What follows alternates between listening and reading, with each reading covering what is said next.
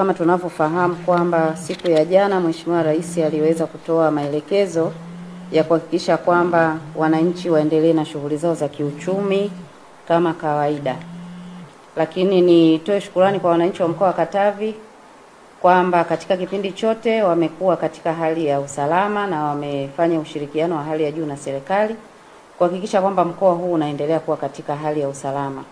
Na kwa maana hiyo wote tunatambua kwamba shughuli za kiuchumi na shughuli za kijamii hazikusimama na zilikuwa zinaendelea kipindi chote.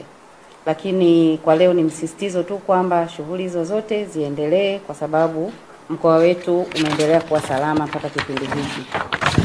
Lakini jambo la pili ni kuwafahamisha pia kwamba utoaji wa huduma zote za jamii uendelee kutolewa kwa wananchi wote wa mkoa wa Katavi mahali popote. Na hii inahusiana na huduma za umma zinazotolewa kwa wananchi, lakini pia na huduma za taasisi binafsi ambazo pia zinatolewa kwa wananchi. Kwa mfano tuna huduma za elimu, tuna huduma za afya, usafiri, masuala ya biashara kwa maana ya ufunguaji wa maduka, ufunguaji wa masoko, vituo vya mafuta na kadhalika. Kama nilivyotangulia kueleza kwamba huduma zilikuwa zinaendelea kutolewa, lakini sasa zitolewe kwa upana wake na ukamilifu wake kwa sababu mkoa wetu ni salama.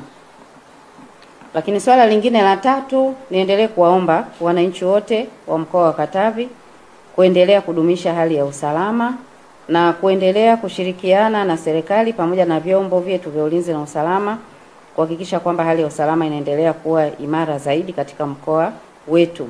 Na niwaombe pale ambapo watabaini dalili zozote za uvunjifu wa amani au dalili zozote za kufanya mipango ya uvunjifu wa amani au kuleta taharuki, basi waweze kutoa taarifa kwetu kwa maana serikali na vyombo vya ulinzi na usalama ili tuweze kuchukua hatua zitakazohakikisha kwamba usalama wa wananchi unaendelea kubakia sawa sawa.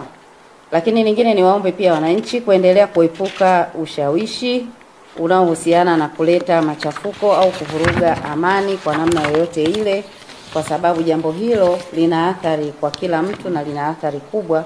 Hivyo niwaombe wanakatavi wasifanye hivyo. Niombe pia wafanyabiashara wote katika mkoa wa Katavi kuto kutumia vibaya nafasi hii ya hali iliyokuwa ikiendelea katika miji mingine kupandisha bei za mazao.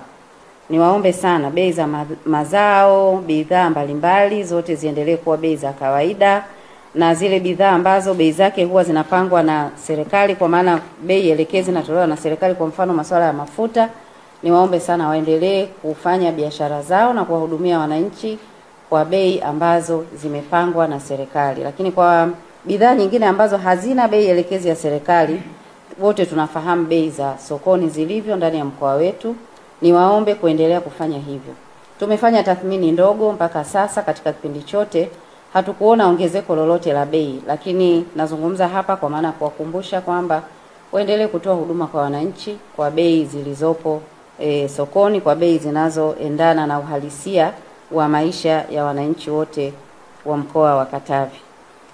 Nimalizie kwa kuendelea kuwashukuru sana wananchi wote wa mkoa wa Katavi, yakiwemo pia makundi maalum ya vijana, makundi ya viongozi wa dini, viongozi wa mila, wazee, wanawake, vijana, waandishi wa habari na wanakatavi wote kwa ujumla kwa kuendelea kudumisha amani ndani ya mkoa wetu.